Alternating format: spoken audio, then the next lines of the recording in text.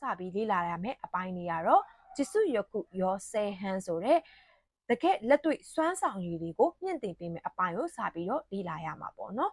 ဒိုင်းအချီဘူးဆိုတဲ့အတွဲတစ်မှာဆိုရင်ဘွန်းတော့ဘွန်းပို့အချီဆိုတဲ့စာကြောင်းတွေရဲ့တရားဖွဲ့စည်းပုံစံတစ်ကိုစပြီးတော့လေ့လာရမှာဖြစ်တယ်ကဲဒါဆိုရင်ဆက်ပြီးတော့ကြည့်ကြရအောင်အဲ့တော့သူ့ရဲ့ခေါင်းစဉ်ကြည့်ရဆိုလို့ရှိရင်ဘာရေးထားလဲဆိုတော့အီမီခီနိုဘဲဆုနော်ဘွန်ပိုခဲရှိခိဆိုတာကအီမီဆိုတာကအတိတ်ပဲခီနိုဆိုတာကစွမ်းဆောင်ရည်ဘဲဆုဆိုတာကကွဲပြားခြားနားတဲ့ပေါ့နော်အတိတ်ပဲနဲ့စွမ်းဆောင်ရည်တွေကွဲပြားခြားနားတဲ့ဘွန်ပိုခဲရှိခိဆိုတဲ့တရားဖွဲ့စည်းပုံစံတွေကိုလေ့လာရမှာဖြစ်တယ်။အခဆိုတဲ့အတွဲတစ်မှာလေ့လာရမယ်။ grammar ခေါင်းစဉ်တွေကတော့နာနီတိုခိဆိုတဲ့ပေါ့နော်။အချိန်နေနဲ့ပတ်သက်တဲ့ grammar တွေကိုဒီအခန်းရဲ့အောက်မှာလေ့လာရမှာဖြစ်တယ်ပေါ့နော်။အဲ့တော့ပထမအဆုံးလေ့လာရမယ် grammar လေးရဆိုရင်နာနီဥချီနီဆိုတဲ့ grammar လေးဖြစ်တယ်ပေါ့နော်။အဲ့တော့ဒီ grammar လေးမှာဆိုလို့ရှိရင်သူကအဓိပ္ပာယ်2မျိုးရှိရပေါ့နော်။အဲ့တော့ပထမအဆုံးအဓိပ္ပာယ်ကိုစပြီးတော့လေ့လာကြရအောင်။အဲ့တော့ဒီ grammar ကိုမလေ့လာခင်အခုစပြီးတော့မိနာဆန်တို့အသုံးပြုမယ်ပေါ့နော်။ရှင်ခန်းဆန် master စာအုပ်ရဲ့အသုံးပြုပုံတွေကိုစပြီးတော့မျှဝေပေးခြင်းပါတယ်အဲ့တော့ဒီရှင်းကန်းဆန် grammar စာအုပ်မှာဆိုလို့ရှိရင်ပထမအဆုံးအနေနဲ့ပေါ့နော် grammar တစ်ခုစီရဲ့အောက်မှာဘာကိုပြောတာလဲဆိုတဲ့အဓိပ္ပာယ်ရှင်းပြချက်ပါတယ်ပေါ့နော် main အကြောင်းအရာကိုသူကကွင်းစကွင်းပိတ်ထဲမှာထည့်ပြီးတော့ရေးထားလေးရှိတယ်ပေါ့နော်ဒီ grammar ကဘာကိုဆိုလိုနေရလဲဘာကိုပြောနေရလဲဆိုတဲ့အဓိပ္ပာယ်ကိုကွင်းစကွင်းပိတ်ထဲမှာသူကရေးပြီးတော့ဖော်ပြလေးရှိတယ်ကွင်းစကွင်းပိတ်ပြီးရဲ့နောက်မှာဆိုလို့ရှိရင်သင်္ကေတ2ခုရှိရပေါ့နော်ဒီနာနီဆိုတဲ့သင်္ကေတနဲ့တန်းဆိုတဲ့သင်္ကေတလေးအဲ့2ခုရှိရအဲ့နာနီဆိုတဲ့သင်္ကေတလေးဒီသင်္ကေတလေးကဘာကိုပြောရလဲဆိုတော့ grammar တစ်ခုရဲ့အရှိမှာဘယ်လိုမျိုးစာကြောင်းတွေလိုက်လဲဆိုတဲ့ဟာကို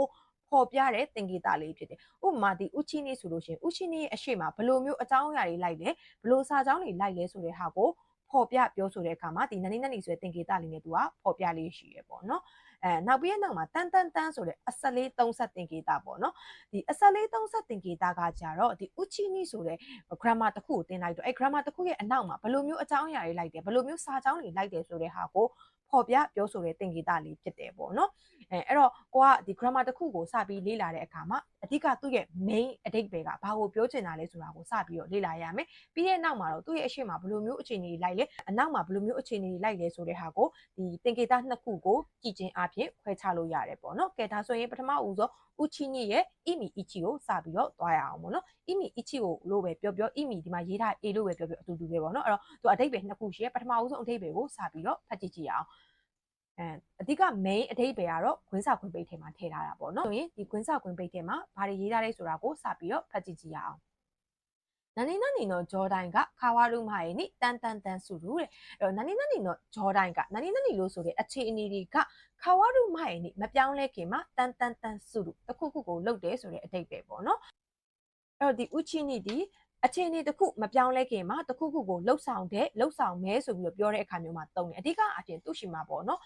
အမြန်လှုပ်ဆောင်မဲအလင်းစလို့လှုပ်ဆောင်မဲဆိုတဲ့သဘောတရားမျိုးလေးပါဝင်နေတယ်ပေါ့နော်အဲ့တော့သူ့ရဲ့အရှိမှာဘယ်လိုမျိုးစာကြောင်းတွေလိုက်လဲဆိုတော့ဒီနာနီဆိုတဲ့သင်္ကေတနောက်ကဟာလေးကိုဖတ်ကြည့်လိုက်တော့ဟန်ခါဆူရူမိုင်နော်ဂျော်ဒိုင်ကိုအာရာဝါစုခိုတော့ပါဟန်ခါဆူရူမိုင်ဆိုတာကပြောင်းလဲခြင်းမတိုင်ခင်ဂျော်ဒိုင်ဆိုတဲ့အခြေအနေကိုအာရာဝါစုခိုတော့ပါဖော်ပြတဲ့စာကြောင်းတွေလိုက်တယ်ပေါ့နော်ကဲဒါဆိုရင်ဒါလေးကအဓိက highlight ပြရမယ်နေရာလေးဖြစ်တယ်ပေါ့နော်အဲ့တော့ဥချီနီရဲ့အရှိမဆိုလို့ရှိရင်ပြောင်းလဲမှုမတိုင်ခင်အခြေအနေကိုဖော်ပြတဲ့စာကြောင်းတွေလိုက်တယ်အဲ့တော့သူ့ရဲ့အနောက်မှာဘာလိုက်လဲဆိုတဲ့ဟာကိုဒီတန်းဆိုတဲ့သင်္ကေတလေးနဲ့ဖော်ပြတာဖြစ်တဲ့အတွက်ကြောင့်လို့ဒီသင်္ကေတနဲ့ရေးထားတဲ့စာလေးကိုဖတ်ကြည့်ရအောင်အဲ့တော့သူ့ရဲ့အနောက်မှာဆိုလို့ရှိရင်နော်イチテキナ動作を表す文イシテキナ動作ဆိုတာကစိတ်ဆန္ဒနဲ့ဆိုင်တော့動作ဆိုတာကအပြုအမူတွေကိုဖော်ပြတဲ့စာကြောင်းလိုက်တယ်ပေါ့နော်ကဲဒါဆိုရင်ဒါလေးကလည်းအဓိက highlight ပြပြီးမှတ်ရမယ် main point တွေဖြစ်တယ်ပေါ့နော်အဲ့တော့အကြမ်းဖျင်းအဖြစ်မှတ်ရမယ်ဆိုရင်ဥချီနီဒီအခြေအနေတစ်ခုမပြောင်းလဲခင်မှာအလင်းစလို့တစ်ခုခုကိုလုပ်တယ်လို့ပြောတဲ့အခါမျိုးမှာတုံးတယ်သူ့ရဲ့အရှိမလိုက်တဲ့စာကြောင်းဒီပြောင်းလဲမှုမတိုင်ခင်အခြေအနေကိုဖော်ပြတဲ့စာကြောင်းလိုက်တယ်သူ့ရဲ့အနောက်မှာကကြတော့စိတ်ဆန္ဒနဲ့ဆိုင်တဲ့အပြုအမူတွေကိုဖော်ပြတဲ့စာကြောင်းတွေလိုက်တယ်ပေါ့နော်အဲ့တော့ဒီ grammar ရဲ့အဓိပ္ပာယ်နဲ့အရှိနဲ့အနောက်မှာဘာတွေသုံးလဲဆိုတဲ့ဟာကိုသိရပြီဆိုရင်နောက်တစ်ခုအနေနဲ့ထပ်ပြီးမှတ်ရမှာကကြတော့ဆယ်စုဆိုခုရှိပေါ့နော်သူနဲ့ဘယ်လိုမျိုးform တွေတွဲသုံးလဲဆိုတာကိုမှတ်ရမှာပေါ့နော်အဲ့တော့သူနဲ့တွဲသုံးတဲ့ဆယ်စုဆိုခုရှိရဆိုရင်မဲဆိုတဲ့မဲရှိပေါ့နော် noun တွဲပြီးတော့သုံးတယ် noun ဆိုလို့ရှိရင် not ကပ်ပြီးတော့သုံးပါပေါ့နော်ပြောချင်တာကဥပမာအမယ်ဆိုရင်အမယ်နော်ဥချီနီ yuki ဆိုရင် yuki no uchini စသဖြင့် noun နဲ့ uchini နဲ့တွဲသုံးမယ်ဆိုရင် not ကပ်ပြီးတော့သုံးပေးရတယ်တဲ့အဲ့တော့ do ဆိုရဲပေါ့နော် do ရှိဆိုတာက verb မှာဆိုလို့ရှိရင်တဲ့ဘယ်လိုအခြေအနေတွေလိုက်လဲဆိုတော့jishok ခဲဆိုရဲ dictionary found တွေလိုက်တယ် teiru ပေါ့နော် teiru found လိုက်တယ်9k ဆိုရဲအငင်း found တွေလိုက်ပါတယ်တဲ့အဲ့တော့ verb အနေနဲ့သုံးမယ်ဆိုရင် dictionary found လိုက်တယ် 9 found လိုက်တယ် teiru found လိုက်တယ်ပေါ့နော် ik ဆိုရဲ ik ရောရှိဆိုရဲ i adjective မှာဆိုလို့ရှိရင် i နဲ့သုံးပါတယ်တဲ့ na k ဆိုရဲ na adjective မှာဆိုရင်နာနဲ့သုံးပါတယ်အဲ့ဒါတွေနဲ့ uchini နဲ့တွဲပြီးတော့သုံးပါတယ်တဲ့တချို့ကလေးတွေကစာအုပ်ထဲမှာရေးထားတဲ့ဆက်စုစုခုရှိကိုတို့ကတိတ်ပြီးတော့နားမလည်ဘူးပေါ့နော်မကြက်တက်တာမျိုးရှိတာဖြစ်တဲ့အတွက်ကြောင့်မို့လို့ဒါမှတစ်ခုပြီးရဲ့နောက်ပိုင်းမှာနှုတ်တစ်ခုထုတ်ပေးထားတယ်ပေါ့နော်အဲ့ဒါဖြစ်တဲ့အတွက်ကြောင့်မလို့ဆက်စုစုခုရှိကိုစာအုပ်နဲ့မှတ်ပတ်တက်တဲ့ကလေးတွေဆိုလို့ရှိရင်နှုတ်ကိုကြည့်ချင်းအပြင်မှတ်လို့ရနိုင်ပါတယ်ကဲဒါဆိုရင်အချိပြန်ကိုစပြီးတော့ဖတ်ကြည့်ကြရအောင်日本にいるうちに一度富士山に登ってみたい。日本にいるうちにဆိုတာကဂျပန်မှာရှိနေတဲ့အတော်အတွင်းမှာ一度တစ်ချိန်တော့富士山に富士山ကို登ってみたいတက်ကြည့်ချင်တယ်လို့ပြောတာအဲ့တော့ဒီ grammar ဥချိနီဆိုရင်မြန်မာလိုအဓိပ္ပာယ်อ่ะပေါ့နော်နိုင်နဲ့နေအတော်အတွင်းနိုင်နဲ့နေတုံးမှာပေါ့နော်အလွယ်မှတ်ရမယ်ဆိုရင်ကြောင်းလဲမှုတွေမတိုင်ခင်တစ်ခုခုကိုပြုလုပ်မယ်ဆိုတဲ့အခါမျိုးမှာသုံးတယ်ပေါ့နော်အဲ့တော့ဥချိနီရဲ့အရှိမလိုက်တဲ့အကြောင်းအရာဒီကြောင်းလဲခြင်းမတိုင်ခင်အခြေအနေကိုဖော်ပြတဲ့စာကြောင်းဒီမှာဆိုလို့ရှိရင်သူကဂျပန်မှာရှိနေတဲ့အတော်အတွင်းပြောချင်တာကဂျပန်ကနေပြီးတော့သူ့ရဲ့ကိုယ်နိုင်ငံကိုမပြန်ခင်ပေါ့နော်ဒါမှမဟုတ်လို့ရှိရင်ဂျပန်ကလွဲပြီးတော့တခြားနိုင်ငံတစ်ခုခုကိုမထွက်သွားခင်အတော်အတွင်းလက်ရှိအခြေအနေပေါ့နော်ဂျပန်မှာလက်ရှိရှိနေတဲ့အခြေအနေတစ်ရက်ကနေပြီးတော့နောက်ထပ်အခြေအနေတစ်ရက်ကိုမပြောင်းလဲခင်မှာတခုခုကိုသူပြုလုပ်ချင်တယ်ဆိုတဲ့ဟာမျိုးနဲ့သုံးသွားတဲ့ပုံစံဖြစ်တယ်ပေါ့နော်ဒီမှာကျတော့ဖူဂျီတောင်ကိုတက်ကြည့်ချင်တယ်ဆိုပြီးပြောတဲ့ပုံစံမျိုးလေးနဲ့သုံးသွားတာဖြစ်ပါတယ်ဟိုက်ကြဒါဆိုရင်နိဗ္ဗာန်ကိုဖတ်ကြည့်ကြရအောင်ဟိုက်アイスクリーム溶けないうちに早く食べてくださいねはいဟုတ်ကဲ့တဲ့アイスクリームရေခဲမုတ်ပေါ့နော်溶けないうちにဆိုတာကမပျော်ခင်မှာဟာယကူ食べてくださいねမြန်မြန်စားလိုက်ပါနော်တဲ့အဲ့တော့ဒီမှာဆိုလို့ရှိရင်လည်းပေါ့နော်တိုခဲလူဆိုတာကပျော်တယ်ပေါ့နော်တိုခဲနိုင်ဆိုတာကမပျော်ဘူးအဲ့တော့ပြောချင်တာရေခဲမုတ်ပေါ့နော်လက်ရှိရေခဲမုတ်ဖြစ်တဲ့အတွက်ကြောင့်မလို့ရေခဲမုတ်ဆိုတာကခဲနေတာပေါ့နော်အဲ့လိုမျိုးခဲနေတဲ့အခြေအနေတစ်ရက်ကနေပြီးတော့ပျော်တယ်ဆိုတဲ့အခြေအနေတစ်ရက်ကိုမပြောင်းလဲခင်မှာအပြုတ်မှုတစ်ခုကိုဒီစိတ်ဆန္ဒနဲ့ဆိုင်တဲ့အပြုတ်မှုတွေကိုဖော်ပြတဲ့အနောက်မှာစာကြောင်းကကြတော့မြန်မြန်စားလိုက်ပါဆိုတဲ့စာကြောင်းလေးနဲ့ပြောထားတာပေါ့နော်အဲ့ကြစမ်းပံကိုဖတ်ကြည့်ကြရအောင်